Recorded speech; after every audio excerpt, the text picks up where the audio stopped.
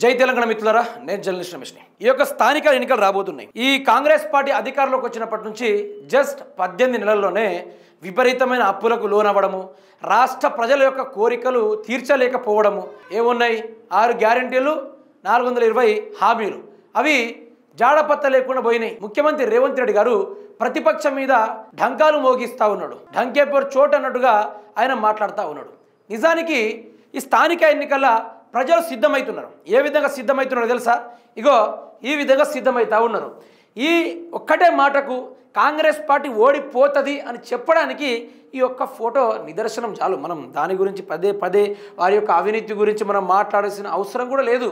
ఈ ఒక్క ఫోటో చూస్తే బకెట్ తోటి, కుంచాతోటి, మగ్గుతోటి, నీళ్లతోటి ఫ్రెష్గా చేతిని తుడిపేస్తున్న వ్యవహారం అవపడుతుంది. ఇక్కడ సీదా ఒకటే ముచ్చట చెప్పాలంటే, ఒక్కటే సింగిల్ ముచ్చట చెప్పాలంటే, ఎందుకు ఈ విధంగా ప్రజలు ఈ యొక్క స్థానిక ఎన్నికలు కానీ ఈ యొక్క 18 నెలల్లోనే రేవంత్ ప్రభుత్వాన్ని ఎందుకు తిరస్కరిస్తుందో ఒక్కసారి చూసుకునే ప్రయత్నం చేయండి. జనాలు మళ్ళీ నేను 10 సంవత్సరాలు మళ్ళీ అధికారంలో ఉంటాను, వాడు ఉండనే వద్దు, వాడిని మనిషి వస్తాను దాన్ని ఎలా కొట్టాలి, వాడిని గెలిపించిన వాడిని ఓటేసిన వాళ్ళు చెప్తాను కొట్టాలి, వాడిని ఓటేసిన వాళ్ళు చెప్తాను కొట్టాలి. ఇప్పుడు ఊర్లో ఏమనుకుంటారు జనాలు? అది జనం ఇదే అనుకుంటారు, కేసీఆర్ రావాలనుకుంటారు. సర్పంచ్ ఎలక్షన్ లో మళ్ళీ రేవంత్ రెడ్డిని గెలిపించడానికి సిద్ధంగా ఉన్నారా జనాలు?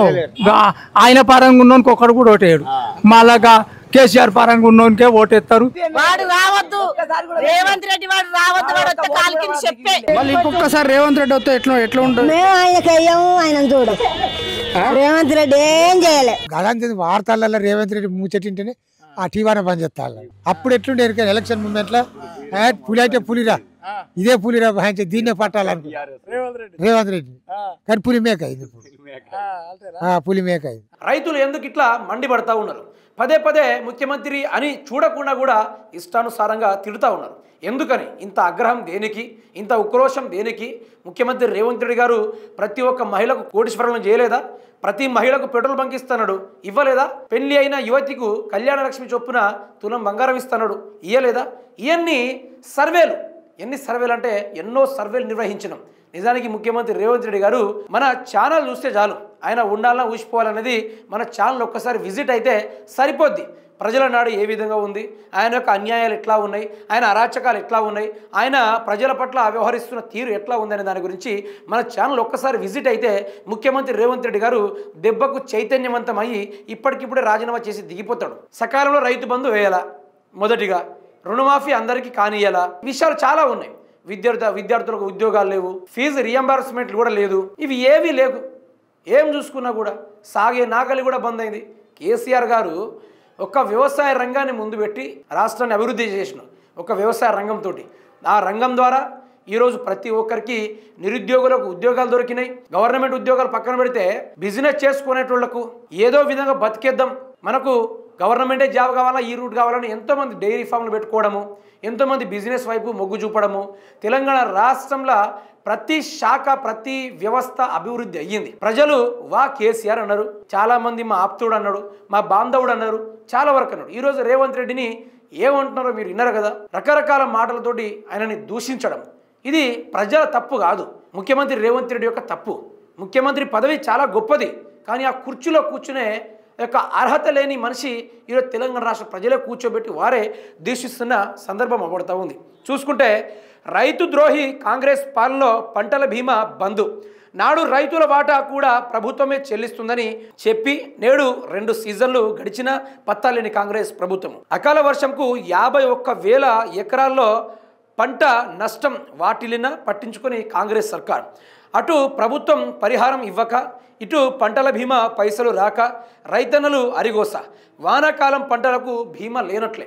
గడిచిపోయిన వానాకాలం చూసుకున్నా, యాసంగి పంట చూసుకున్నా, వానాకాలంలో అకాల వర్షానికి నేల కొరిగిన మొక్కజొన్నలే కావచ్చు, అదేవిధంగా వడగండ్ల వర్షానికి రాలిపోయిన వడ్ల గింజలే కావచ్చు, అవన్నీ పోని ఐకేపీ సెంటర్లో ఆరబెట్టిన వడ్లను కూడా కొనకపోవడం కావచ్చు, ఇవన్నీ నష్టపరిహారాలే కదా. మళ్ళీ యాసింగ్ వచ్చేసరికి కాళేశ్వరం కూలిందనే పేరుతోటి ఎస్ఆర్ఎస్పి కెనాల్లో నీళ్లు విడవకుంటే కెనాలను నమ్ముకొని 9 లక్షల ఎకరాల రైతుల భూమి మొత్తం నోటికొచ్చిన పంట మొత్తం తడారిపోయి ఎండిపోయిన పరిస్థితి. దానికి కూడా నష్టపరిహారం 25,000 చొప్పున 15,000 చొప్పున ఇస్తానని చెప్పిన తుమ్మల నాగేశ్వరరావు ఏ తుమ్మలో పన్నడో కూడా తెలియని పరిస్థితి.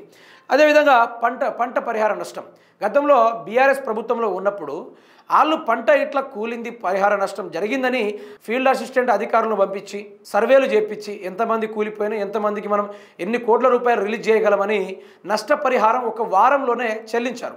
కానీ దాన్ని మించి ప్రభుత్వం చేస్తుందనుకుని చెప్పినా కూడా ఈరోజు ఒక్క రూపాయి కూడా పంట పరిహార నష్టం కింద ఒక్కని కూడా ఒక్క రూపాయి కూడా దక్కల. దగ్గర 2 సంవత్సరాలు గడిచిపోతూ ఉంది. 4 పంటలు కూడా కోసుడు జరిగింది, 5వ పంట కూడా వేస్తూ ఉన్నాం. రైతు బంధు సకాలంలో అందియాల. రైతులు మళ్ళీ అప్పులు కుప్పలుగా మారిపోయి చాలామంది రైతులు చనిపోయారు, ఆత్మహత్యలు చేసుకున్నారు. 515 మంది చనిపోయిన సంఖ్య రైతుల సంఖ్య. ఆ రైతు కుటుంబాలను కూడా ఆదుకోలే, ఆ రైతు కుటుంబాలకు ఎక్స్గ్రేషియా కూడా ప్రకటించలే, ఆ రైతు కుటుంబాలను కూడా ధైర్యం చెప్పలేదు. ఈ యొక్క ప్రభుత్వం తీరు ఈ విధంగా ఉంది. ప్రజలు ఇవన్నీ గమనించిన తర్వాత వీళ్లకు స్థానిక సంస్థల ఎన్నికలే బుద్ధి. ఒకటి చెప్పాలంటే ఇప్పటికిప్పటి ఎలక్షన్లు వచ్చిన 119 సీట్లకు 119 సీట్లు ఖచ్చితంగా వస్తుంది. ఖచ్చితంగా అంటే ఖచ్చితంగా వస్తుంది. ప్రజలు అంత వ్యతిరేకతతోటి ప్రజలు అంతా రగిలిపోతూ ఉన్నారు ఈ యొక్క కాంగ్రెస్ ప్రభుత్వం పైన. మళ్ళీ పెద్ద కొడుకే రావాలి, మా రైతు బాంధవుడే రావాలి, ఆపద్ బాంధవుడే కావాలి, మా మిత్రుడే రావాలనుకుంటూ తెలంగాణ రాష్ట్ర ప్రజలు చెప్తున్న పరిస్థితి ఈరోజు. కానీ రేవంత్ రెడ్డిని ఏ ఒక్కరు కూడా అక్కడికి చేర్చుకోవడం లేదు. ఎందుకంటే దొంగలు కలిసి ఊర్లు పంచుకున్నట్టుగా ముఖ్యమంత్రి రేవంత్ రెడ్డి గారు, చంద్రబాబు నాయుడు గారు ఇద్దరు కలిసి తెలంగాణ రాష్ట్రాన్ని పంచుకుంటున్నారు. ఎన్ని అని చెప్పాలి. ఒక్కొక్కరు ఇండ్లు కూలగొట్టిండు. 30 ఏండ్ల 60 ఏండ్ల నుంచి కట్టుకున్న వాళ్ళ యొక్క జీవితంలో ఎప్పుడు ఊహించని విధంగా ఆ యొక్క సంఘటన జరిగింది. భూకంపం వచ్చినా కూడా తెలంగాణ రాష్ట్రంలో ఎక్కడ ఇండ్లు ఊళ్ళే. కానీ హైడ్రా పేరుతోటి ఆ యొక్క 60 ఏండ్ల కలల సాకారంతో సంతోషంగా ఉన్న ఇండ్లను హైడ్రా పేరుతోటి కూల్చివేశాడు. ప్రజల్ని కంటతడి పెట్టించాడు. రాష్ట్ర ప్రజల్ని ఆగం చేయించాడు.